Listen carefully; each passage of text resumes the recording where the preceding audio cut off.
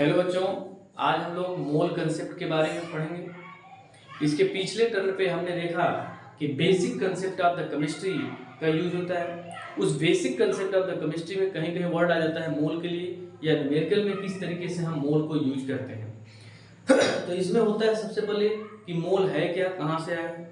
तो मोल को लेने के लिए जो बेसिक यूनिट है, बेसिक एसआई यूनिट है, उसमें 7th नंबर पे है, तो ये बोला जाता है 7th basic SI unit of the amount of the substance. Mole है क्या, मोल के लिए बोला जाता है मोल ये 7th basic SI unit of the substance, amount of the substance. यहाँ पे 7th बेसिक यूनिट लिया जाता है। जिस तरीके से हम देखते हैं कि यदि वेट हमको मास का मेजर करना है तो हम किलोग्राम में लेते हैं एसआई यूनिट, लंबाई का मेजर करना है तो हम मीटर में लेते हैं, टाइम का मेजरमेंट करना है तो सेकंड में लेते हैं, टेम्परेचर का मेजरमेंट करना है तो केल्विन में लेते हैं। इसी तरह से जब अमाउंट ऑफ द सब्सटेंस का मेजर करना है कि total number of the amount कितना है, तो वहां पे हम मोल का मेजर करते हैं, मोल से मेजर करते हैं। तो मोल क्या है, हमारा 7th बेसिक एसआई यूनिट है। यह एक यूनिट है 7th बेसिक एसआई यूनिट। मोल आया क्या, मोल इज ए लैटिन वर्ड। यह एक लैटिन वर्ड है, इसका मीनिंग होता है मास, मतलब एक मास का बंडल हो, अकेले मास नहीं, मतलब मास का बंडल है, या वही गट्ठर है, या पाइल्स, मतलब वो बंडल है, कलेक्शन है, बंडल जो भी कर लीजिए, तो एक गट्ठर बना हुआ है। वहां पे मोल का मतलब कोई भी अमाउंट है, पूरे इस बंडल को हम एक मोल कैसे कहेंगे। तो यह एक लैटिन वर्ड है जिसका मीनिंग है, आप देखेंगे अलग अलग, या मास कर लीजिए, या बंडल कर लीजिए, ढेर कर लीजिए, वह सब यूज होता है। अब दूसरे टर्म में होता है कि यहाँ पर तो यह हमने समझा कि यह 7th बेसिक एसआई यूनिट है। लैटिन मीनिंग इसका क्या होता है कि एक बंडल के रूप में यूज करते हैं, कि जब हम केमिस्ट्री में यूज करते हैं तो यानी बोलते हैं बंडल है क्या है, दैट इज द मोल। मतलब वहाँ पे जिस चीज का बोला गया, एटम का है, आयन का है, इलेक्ट्रॉन का है, तो वहाँ पे उसके कलेक्शन है, या बंडल है, या ढेर है, उसमें को हम यूज करते हैं मोल के लिए। अब आता है इसके साथ साथ सॉरी कि मोल है क्या, या हम एक मोल डिफाइन कैसे करेंगे। तो वहां पे बोला जाता है a mole is a collection of atom whose weight is the number of gram is equal to its atomic weight. मतलब जो भी है उसके एटॉमिक वेट के बराबर, यदि पूरे कलेक्शन का वेट उसके एटॉमिक वेट के बराबर हो जाए तो वहां पर वह 1 मोल के बराबर होगा। इसे जब स्टैंडर्डाइज्ड फॉर्म बोला गया तो कार्बन 12 के रूप में, तो वहीं बोला गया कि 1 mole of the any substance either atom, molecule, ion और electron weight is equal to exactly the 12 gram of the C12 carbon. तो अब यह जो मोल बताया गया, उस मोल के लिए किस तरीके से हम कैलकुलेशन करते हैं, या एटम का हम कैसे निकालते हैं, मॉलिक्यूल का कैसे निकालते हैं, वहां पे बताया गया है। जैसे यदि हमको निकालना है कि अलग अलग आपका रिप्रेजेंटेशन फार्मूला है, उसको देखेंगे। जैसे आपका एटम के लिए है तो क्या है, number of mole of atom क्या हो जाएगा, weight in gram divided by atomic weight, number of gram in atomic weight. ये जो वही है number of mole of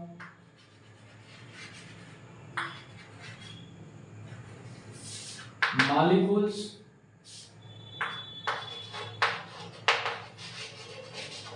weighting gram of the substance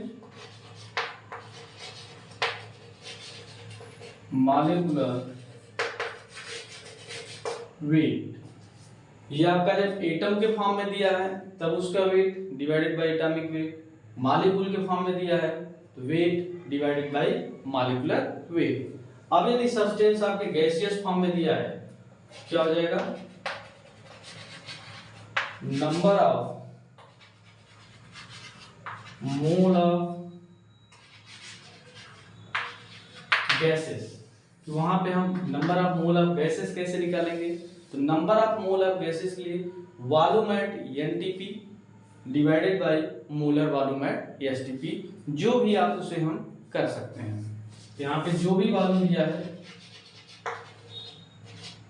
volume at NTP means normal temperature pressure, NTP means normal temperature pressure पे उसका volume कितना है, जो आपको गैस मिला उसका वॉल्यूम कितना है। यहाँ पे मोलर वॉल्यूम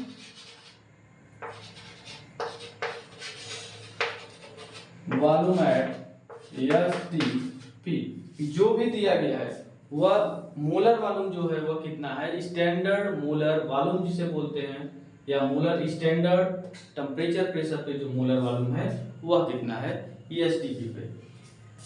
जनरली इसको लिया कितना जाता है 22.4 litre, 22.4 litre standard temperature pressure पे यह वॉल्यूम आता है।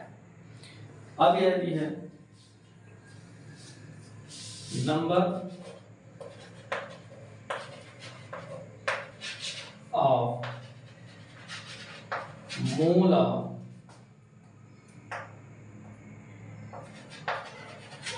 एनी सब्सटेंस, यदि कोई भी सब्सटेंस है, number of mole of the any substance, तो वहां पे वो कितने नंबर है, तो number of the substance divided by Avogadro number. इसको हम ऊपर लिख देते हैं जिससे कि नीचे स्पेस मिल जाएगा।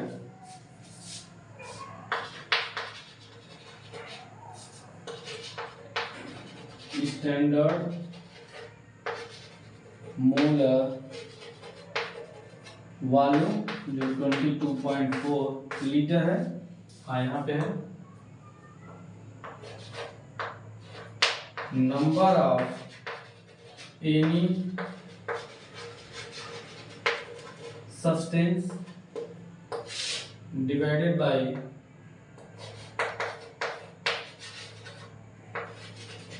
Avogadro number. अब number of any substance divided by Avogadro number, तो जो भी एनी सब्सटेंस है वह या तो एटम हो, मॉलिक्यूल हो, आयन हो, या वह इलेक्ट्रॉन हो, आयन हो या इलेक्ट्रॉन हो, जो भी है उसमें एवोगैड्रो नंबर कितना होता है 6.022 into 10 to the power 23। This is an Avogadro number 6.022 into 10 to the power 23।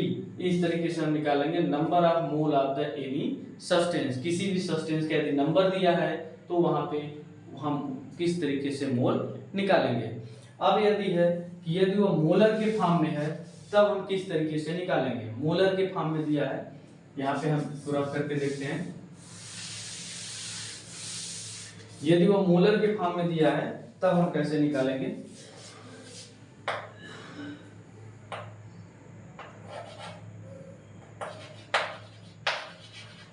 Number of mole of solute, मतलब सॉल्यूशन के फॉर्म में है, उसमें हमें सोल्यूट का मोल निकालना है कि सोल्यूट कितना मोल है। तो molarity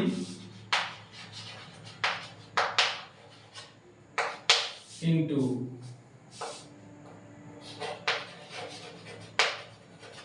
volume in litre, volume in litre. जो भी सोल्यूट के लिए निकालेंगे दैट इज द मोलैरिटी कितनी है और वॉल्यूम इन लीटर। मोलैरिटी भी हम आगे डिस्कस करेंगे, वैसे बता रहे हैं मोलैरिटी क्या होती है कि जो भी 1 लीटर में मोल जितना डिजॉल्व होता है that is the molarity. Number of the mole of the substance dissolve in 1 litre that is the molarity. ये आगे एक्सप्लेन करेंगे इसको। तो molarity into volume in litre is यहाँ पे क्या होता है number of mole of the solute. अब number of mole of the solute के बाद यदि वहीं पे number of milli mole of the solute है तो यहाँ पे मिलीलीटर का कैलकुलेशन हो जाता है। यदि मिलीलीटर आएगा तो वहां पे मिलीलीटर, और जब यहाँ पे लीटर आएगा तो मोल ऑफ द सोल्यूट। या मोल स्वरूप में होगा। एक होता है कि कोई भी कंपाउंड जैसे MXY इस प्रकार का कोई कंपाउंड बना है, तो इसमें मोल का एक दूसरे के कन्वर्जन में होता है कि X mole of N equal to Y mole of M। यदि ऐसा कंपाउंड है तो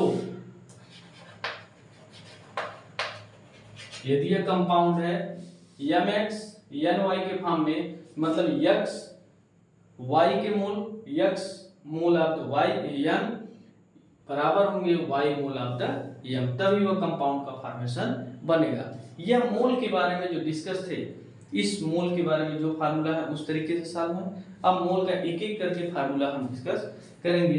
फार्मूले के साथ जो भी न्यूमेरिकल है उसको सॉल्व करेंगे और मोल को समझेंगे कि यही जो 4-5 है वही फार्मूला आपका यूज होगा। किस तरीके से मोल निकालेंगे एक फार्मूला से दूसरे फार्मूला में, जैसे हमने एटम के लिए देखा, मॉलिक्यूल के लिए। एटम के लिए बस वेट है, मॉलिक्यूल के लिए वेट है, डिवाइडेड बाय मॉलिक्यूल है तो मॉलिक्यूलर वेट, एटम है तो एटॉमिक वेट। यहाँ पे गैसियस है तो जो भी वॉल्यूम दिया है एनटीपी पर वह divided by 22.4 litre, it is the standard molar volume, या एसटीपी पे जो उसका वॉल्यूम होता है वह निकालते हैं, स्टैंडर्ड टेम्परेचर प्रेशर या नॉर्मल टेम्परेचर प्रेशर। यहाँ पे है एनी सब्सटेंस, किसी भी सब्सटेंस के लिए जो नंबर दे दिया गया कि इतना नंबर सब्सटेंस है, अब वो कितना मोल होगा, तो जो भी सब्सटेंस है उसे एवोगैड्रो नंबर से डिवाइड करके 6.02 into 10 to the power 23 ये एवोगैड्रो नंबर होता है, इससे डिवाइड करके हम नंबर ऑफ मोल निकाल लेंगे। नंबर ऑफ मोल से हम एक दूसरे में भी कन्वर्जन कर सकते हैं। उसी तरह से यदि सोलूट का हमको मोल निकालना है तो मोलरिटी इनटू वॉल्यूम लीटर में कर देंगे, यहाँ पर भी हमको सोलूट का मोल निकल जाएगा। यदि कोई कंपाउंड MX NY के फॉर्म में है और इसमें पूछे कि क्या यह कितने मोल इसका है, N है, कितने मोल M है, यदि इस फॉर्म में बना हुआ कंपाउंड है तो यह है कि M जो है Y mole of M and X mole of N दोनों बराबर हैं, तभी जाकर के वो कंपाउंड का फॉर्मेशन होता है। अब हम आगे इस पर जो इसी फार्मूला बेसिस पर कुछ न्यूमेरिकल देखते हैं, बाकी हम देखते रहेंगे। हाँ, यहाँ पे जो न्यूमेरिकल है इसको देखेंगे। Calculate the weight of 6.022 into 10 to the power 23 molecules of calcium carbonate. Calcium carbonate का इतना मॉलिक्यूल है, अब इसमें वेट कैलकुलेट करना है कि कैल्शियम कार्बोनेट का कितना वेट है, कितने ग्राम कैल्शियम कार्बोनेट इतने मॉलिक्यूल के बराबर है। अब इसके लिए बताएं कि सबसे पहले हम इसमें मोल का कैलकुलेशन करेंगे। अब दिया क्या हमें, नंबर ऑफ मॉलिक्यूल, तो नंबर ऑफ मॉलिक्यूल से मोल कैसे निकालेंगे, जो भी फार्मूला बताया गया था नंबर ऑफ मॉलिक्यूल के लिए, तो क्या है number of mole of any substance, तो यहाँ पे क्या है number of mole of calcium carbonate. Calcium carbonate का कितना मोल है सबसे पहले यह निकालेंगे। इसके लिए क्या था, नंबर ऑफ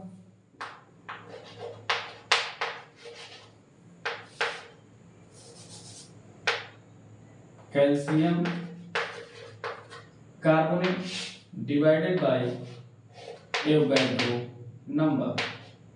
एवोगैड्रो नंबर कितना होता है 6.022 into 10 to the power 23। Number of calcium carbonate molecule कितना है 6.022 into 10 to the power 23 divided by Avogadro number 6.022 into 10 to the power 23, cut जाएगा, आ गया 1 मोल। मतलब ये कितना आ गया 1 मोल। अभी हमको निकालना क्या है वेट, ये मोल है, अब मोल से हम वेट निकालेंगे जो हमने बताया था number of mole, mole equal to weight के लिए क्या था, यहाँ पे क्या है मॉलिक्यूल वेट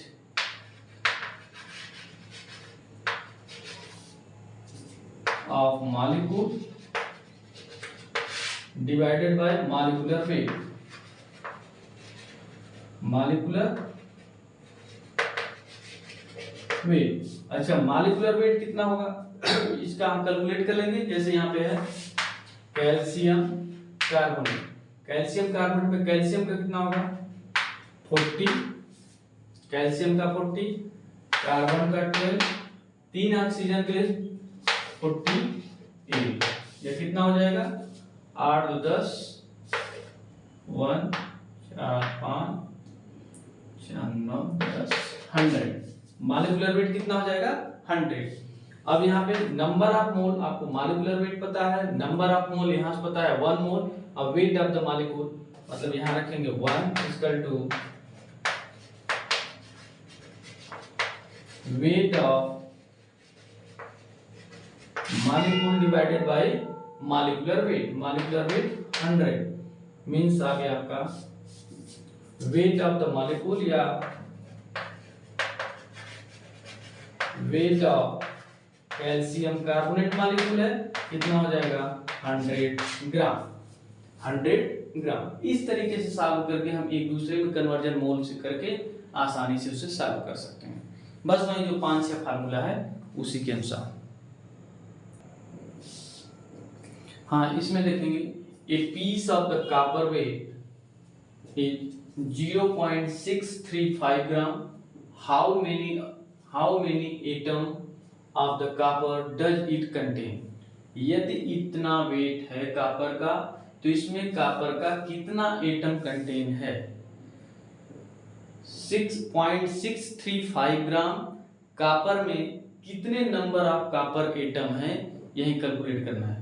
तो ये मोल्स हो जाएगा। सबसे पहले कितनी मोल है, मोल के कंसेप्ट में सबसे पहले मोल डिसाइड कर लें कि मोल कितना है, फिर उसे नंबर निकाल लें, वॉल्यूम निकाल लें यदि गैसियस फॉर्म में है, या मोलैरिटी निकाल लें। वहां से यदि वॉल्यूम दे दिया गया लीटर का तो हम मोलैरिटी भी निकाल सकते हैं।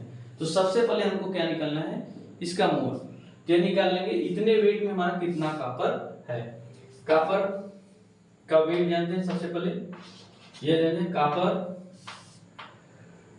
का मॉलिक्यूलर वेट जो होता है 63.5 होता है। अब इसी के आधार पर निकालेंगे number of mole of copper. Copper कितने मोल है वो हमको कैलकुलेट करना है। Weight of copper atom, copper atom के फॉर्म में कॉपर पीसेस कर दीजिए, यहाँ पे जो दिया है उसी फॉर्म में। Number of weight of copper pieces divided by क्या हो जाएगा कॉपर वेट या atomic weight. Atomic weight of copper. Weight of the copper pieces 0.635 divided by atomic weight of the copper 63.5। 63.5 और यहाँ पे है ये डिवाइड करेंगे, ये आप डिवाइड कर लीजिए या दोनों ऊपर नीचे क्या कर लीजिए 100 से 10 से मल्टीप्लाई डिवाइडेड बाय 10 से मल्टीप्लाई, ये हट जाएगा, आ जाएगा कितना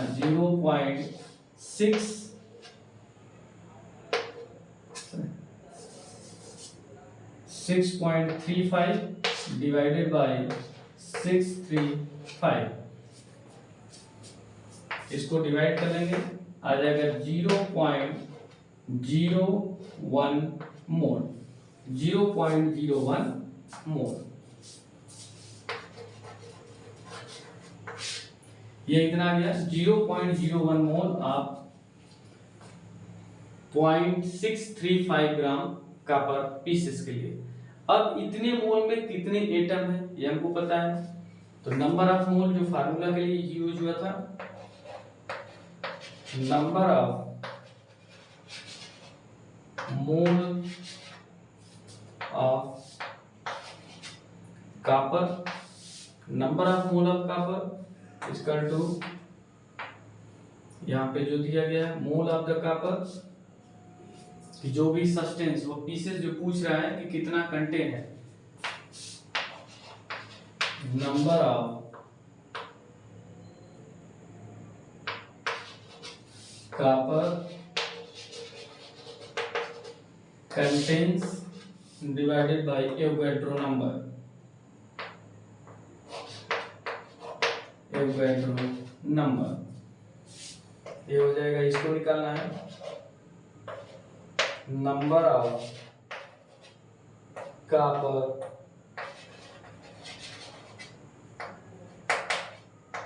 कंटेन्स, इसका मल्टीप्लाई कर दो number of mole of the copper, number of mole of copper 0.01 into Avogadro number 6.022 into 10 to the power 23 multiply करेंगे 2 यूनिट खत्म हो जाएगा, मतलब 6.022 into 10 to the power 21 ये नंबर ऑफ कॉपर कंटेन, इतने कॉपर कंटेन होगा, मतलब 0.635 ग्राम में 6.022 into 10 to the power 21 atom copper contain होंगे, कॉपर के एटम होंगे। इस तरीके से सबसे पहले हम उसको मोल निकाल लें, मोल से एक दूसरे में जो पूछ रहा है उस फार्मूला का यूज करके करते रहेंगे। Okay, thanks for watching the video and subscribe, like the video. Okay, thanks.